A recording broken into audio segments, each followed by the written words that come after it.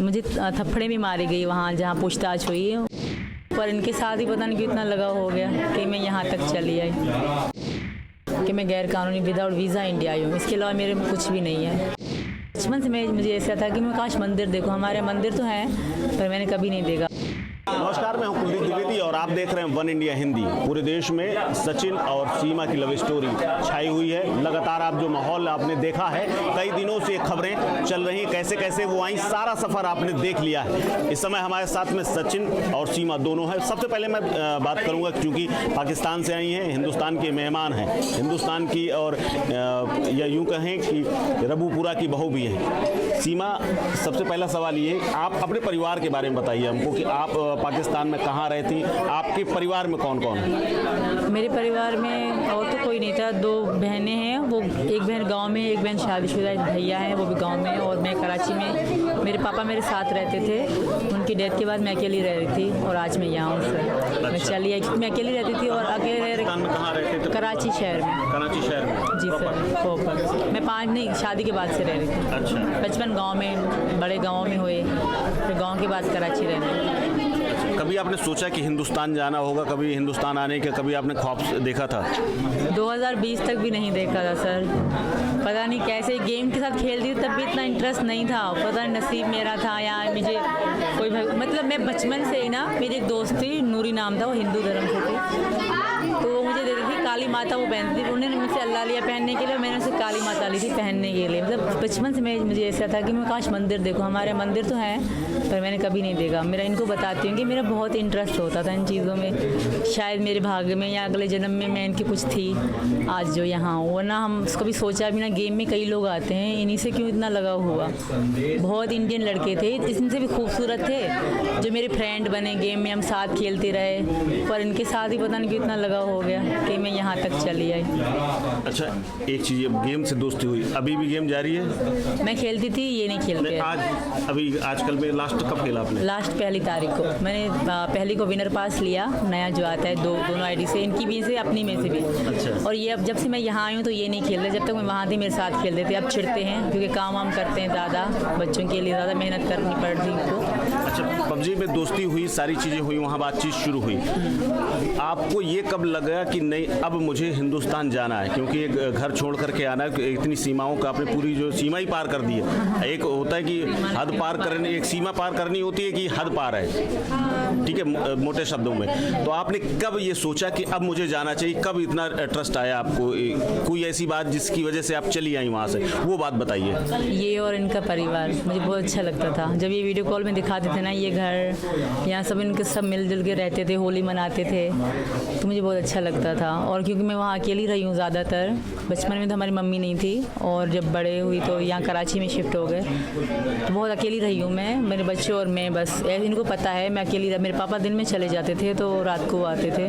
और जो मेरे पहले पति की फैमिली है वो बहुत मतलब अलग तरीके से हैं, तो बहुत उनका मतलब डिफरेंट था हमारा, तो मैं उनके साथ नहीं रह पाई। 1 महीना ही रही होंगी उनके गाँव में मैं, उसके बाद मैं यहाँ आ गई, तो बिल्कुल अकेली रहती थी सर। और मुझे अब परिवार चाहिए था और मुझे मिल गया। अच्छा, इतना सब कुछ आपने सोचा, इतना होली देखी, दिवाली देखी, लेकिन हिंदुस्तान में जो जिस तरह से आपका स्वागत हुआ, सीधे पुलिस मिली, पुलिस के बाद सीधे जेल हुई और थाना कचहरी पूरा हुआ, कभी सोचा था? और ये वाला एक्सपीरियंस कैसा रहा आपका? पुलिस जेल तो मैंने ज़िंदगी में नहीं देखी थी, कभी भी मैंने जेल का दरवाज़ा भी नहीं देखा था सर, पर इनके कारण जाना पड़ा। पर जेल वाले बहुत अच्छे थे।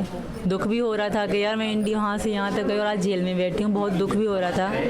मुझे थप्पड़े भी मारी गई वहाँ जहाँ पूछताछ हुई है। अच्छा। मतलब ज़ाहिर उनका बनता था, क्योंकि मैं गैर कानूनी आई थी।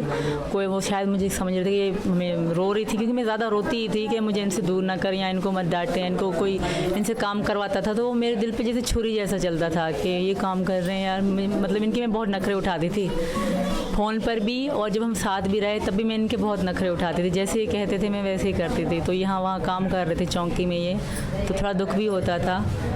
पुलिस ने क्या पूछा आपसे? पुलिस से पूछताछ हो रही थी, कई दिन आपको रखा गया, महिलाओं ने जो आप मारपीट की बात बता रही हैं, क्या पूछा उन्होंने? ऐसे 1-2 थप्पड़ मारे थे, सख्ती से पूछते थे।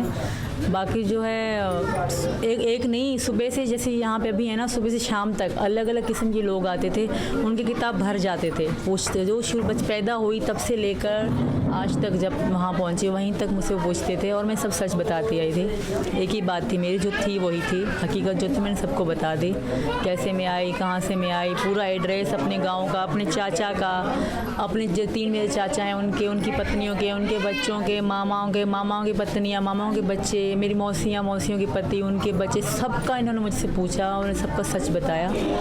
हर तरीके के सवाल भी करे, उलझाए मुझसे, अलग अलग टिपिकल सवाल करे। थोड़ा दुख भी होता था सर, क्योंकि मुझे फिर लगता था कि ये सही कर रहे हैं, क्योंकि मुझे कोई एक कहते थे कि अगर तुम सच बताओगे तो तुम्हारी जीत होगी, और मैंने सच पे भरोसा करा। अभी भी जांच चल रही है, आपको लग रहा है कि अभी भी कुछ ऊपर नीचे हो सकता है, या कुछ अभी सबूत अगर मिल गया तो अभी भी जेल भेज सकती है पुलिस? बिल्कुल सर, पर ऐसा कुछ भी नहीं है सर। हाँ, यही पाप है जो मैं सबको बता रही हूँ कि मैं गैर कानूनी विदाउट वीज़ा इंडिया आई हूँ, इसके अलावा मेरे में कुछ भी नहीं है। रबूपुरा में कैसा स्वागत हुआ? आप जो ये महिलाएं आ रही हैं लगातार गिफ्ट दे रही हैं, किस तरह का स्वागत हुआ? एक्सेप्ट कर लिया? आपको लग रहा है कि आप हिंदुस्तानी बहू हो गई हैं? हो गई हूँ सर, ये तो मुझे पता है। कल से तो मैं और भी खुश हूँ कि इस तरह लोग मेरे पास आ रहे हैं मिलने के लिए। शायद इतनी मैं लाइक नहीं थी, फिर भी मेरे इतना मुझे प्यार दे रहे हैं, सब मिलने आ रहे हैं, अलग अलग लोग, मीडिया वाले आ रहे हैं, अलग अलग। कल तो सारा दिन लोगों से घर भरा रहा था हमारा, अच्छा लग रहा है सर। एक ही बात दोहराते इंटरव्यू में थक गई होंगी आप? बहुत सर, पर एक बात कहने में मैं बिल्कुल नहीं थकी कि मुझे यहाँ की नागरिकता दे दें और मेरे बच्चे स्कूल जा सकें, या उनका आईडी कार्ड बनवा लूँ।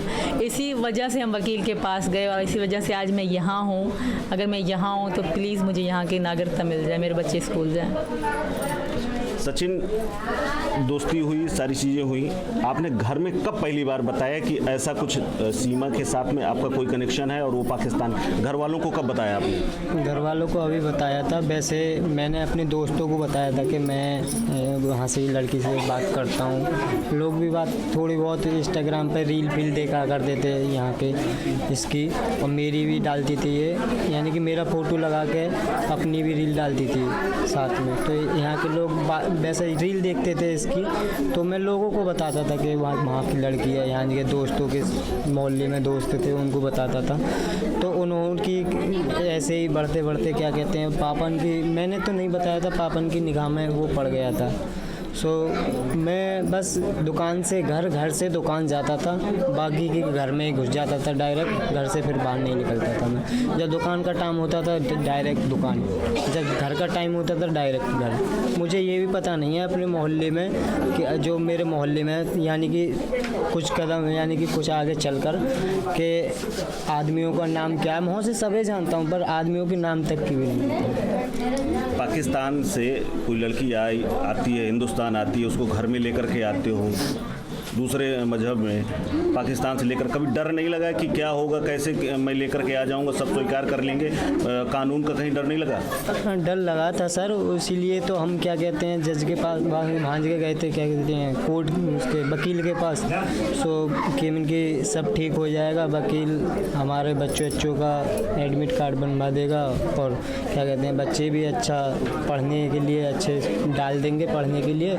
तो इसी डर के वजह से हम वकील के पास गए थे, तो उस वकील ने ही हमारी सब आज यहाँ पर है, उस वकील की वजह से। अच्छा, वकील ने पुलिस को बताया कि लोग आए हुए हैं और ये शादी करना चाहते हैं, तभी वो आपको जेल ले गए? जी सर जी। अच्छा, अब क्या माहौल है? घर वाले क्या कह रहे हैं? इतना सब कुछ होने के बाद पापा भी तुम्हारे जेल चले गए, तुम भी जेल गए, सीमा भी जेल गई, अब क्या माहौल है? गाँव वाले क्या करें? क्योंकि पहले छोर से पूछ लो तो सचिन का घर क्या है, वो सब पहुँचाने के लिए तैयार बैठे हुए हैं। अब क्या माहौल है घर का? सर अब भी लोगों से घर भरा हुआ है, कैमरा घुमा कर देख लो, अब भी लोग चारों ओर सब भरे हुए हैं। कल भी पूरे दिन यानी कि 9 बजे तक पूरी मीडिया आई थी, और क्या कहते हैं लोग भी छतों पे से चढ़ के देख रहे थे। तो बारिश पड़ रही थी, बारिश में भी भीज रहे थे लोग, तो तब भी देख रहे थे। अच्छा, तरीका उनके मन में तो आ गया कि ये पाकिस्तान से हिंदुस्तान आ जाएंगे, तुम्हारे मन में कभी नहीं आया कि तुम्हें हिंदुस्तान से पाकिस्तान जाना चाहिए सीमा से मिलने के लिए? नहीं सर, इसने ही मना कर दिया था, मैंने कि तुम मत वहाँ पर आओ, कि तुम्हारे हाथ पर ये ओम है या ये तुम्हारा नाम गुजरा है यहाँ पर, तो इस तरीका की हमें यहाँ पर परेशानी होगी तो मैं ही आ जाती हूँ यहाँ पर, इसने ही बोला था। अच्छा, नेपाल लेकिन मिलने गए थे? तो मैंने बोला था मैंने कि हाँ तुम ही आ जाओ। नेपाल में मिले थे तुम? हाँ, नेपाल में 10 मार्च को मिले थे हम, 13 मार्च को हमने इसी 10 मार्च को। हाँ, इसी 10 मार्च को मिले थे। तो 13 मार्च को हमने पशुपतिनाथ मंदिर में शादी भी की थी। फिर 7 दिन हम वहाँ रहे थे, हमारी फिर लौट वापसी थी। तो ये तो कह रही थी मैं आपके साथ ही चलूँ, पर बच्चों को वहाँ छोड़ कर आई थी। मैंने बोला मैंने कि अच्छा, पाकिस्तान में छोड़ के आई थी बच्चों? पीछे बच्चों का कोई नहीं था ना, तो वो चाचा वाले 1 दिन रखते, 2 दिन रखते, बाद में वही करते कि तुम्हारी माँ वो चली गई ऐसे ऐसे। तो मैंने दिल में सोचा मैंने कि बिन माँ के फिर बालक ऐसे ही रहेंगे। मैंने बोला इसको मैंने कि तू एक काम करना, अब मेरे साथ मत चल, तू बच्चों को लेकर आना जब आना है। कभी टेलीफोन में इतने दिन बात की, कभी लड़ाई हुई तुम दोनों में? हाँ, थोड़ी बहुत होती थी। जैसे मैं दोस्त की शादी में चला जाता था तो थोड़ा टाइम लग जाता था, तो उस तरीका के सीमा के हाथ में निशान बहुत हैं। हाँ। और ये बता रहे हैं कि ये कटे हुए हैं, ये नस काटी गई है। तुम्हारे लिए भी कभी काटी गई? सब मेरे ऊपर ही।